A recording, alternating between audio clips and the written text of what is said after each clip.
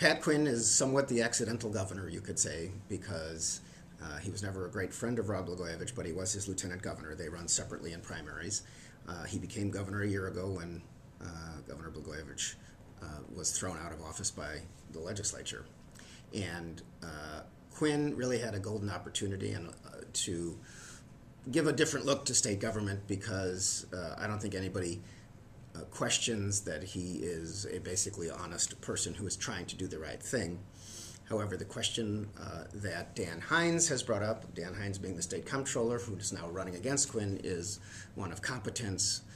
Who is more competent to run state government? Hines got a big boost, really, because of a story that broke that some prisoners released early to save money were violent offenders, or had been violent offenders, when Governor Quinn had said he did not want that. And then he didn't fire his corrections chief, but he said it was a bad mistake and it won't happen again. So Hines has tried to use that against Quinn, plus the fact that the budget is still billions in the hole, to say that it's time for a different leader of the Democratic Party. Quinn has attacked Hines.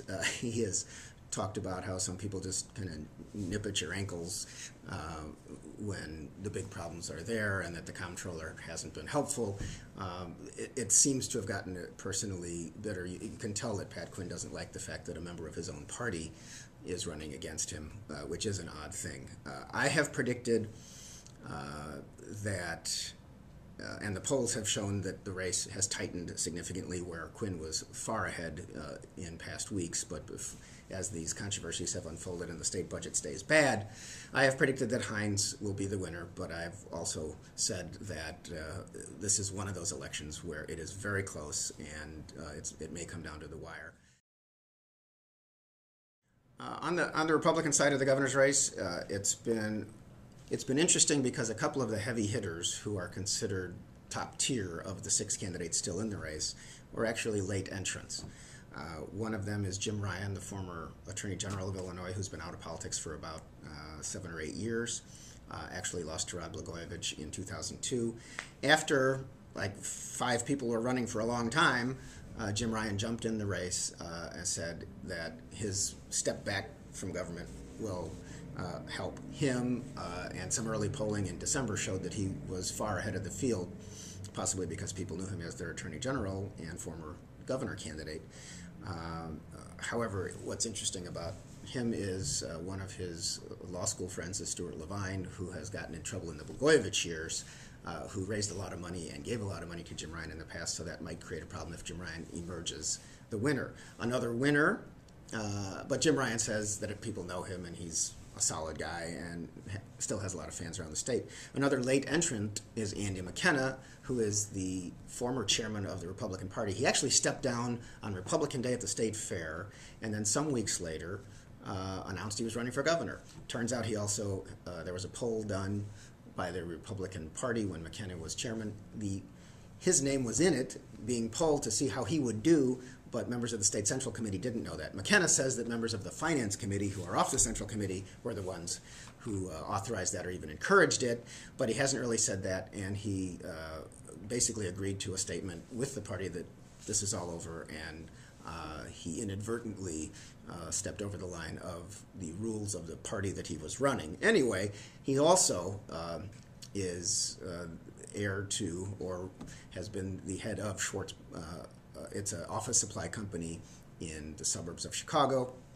He has thrown at least a couple $1 million into the race, and his advertisements have been everywhere, basically saying he will lower taxes, not raise taxes, and cut spending. Some people, particularly the Democrats, say that will be impossible because you have a budget hole in the state of like 10 to 12 to $13 billion. But McKenna is sticking by this and says a freeze in spending for some years will be there.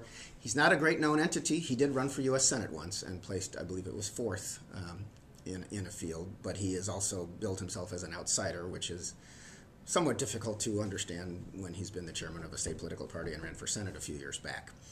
But he is, polls have shown him near the top. Another person near the top is State Senator Kirk Dillard of Hinsdale. Unfortunately, his father passed away on Saturday, so he had to suspend campaigning for a day or two as the family got things together. His father was 82, I believe.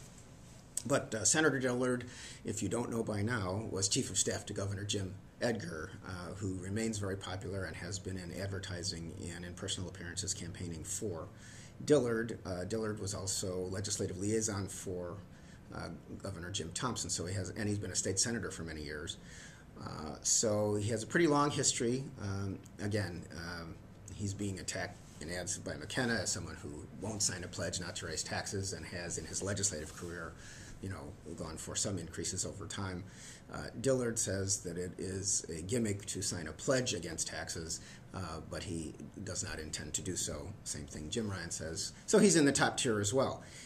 Bill Brady is a state senator, also Republican side. He's from Bloomington. His district actually goes into Sangamon County some. He ran for governor 4 years ago and is running again. He really thinks that as a downstater, he can bring together enough of a plurality to win the primary and then move on to create new leadership, somebody outside the Chicago region. The polls have shown him lagging behind some of the others. However, we don't know how great all the polling is, and this really is a race where things could come down to a surprise at the last minute. I have predicted that out of all of that Kirk Dillard is going to emerge because he seems to have some crossover appeal, and Illinois Republicans have not always, but tended to nominate people who are not totally hew the conservative line. The one main hit against Dillard that some of the other folks in this race have is that he cut an ad. He set for an advertisement saying Barack Obama can work with other people across party lines, and we work together in the legislature, and Barack Obama's a good guy.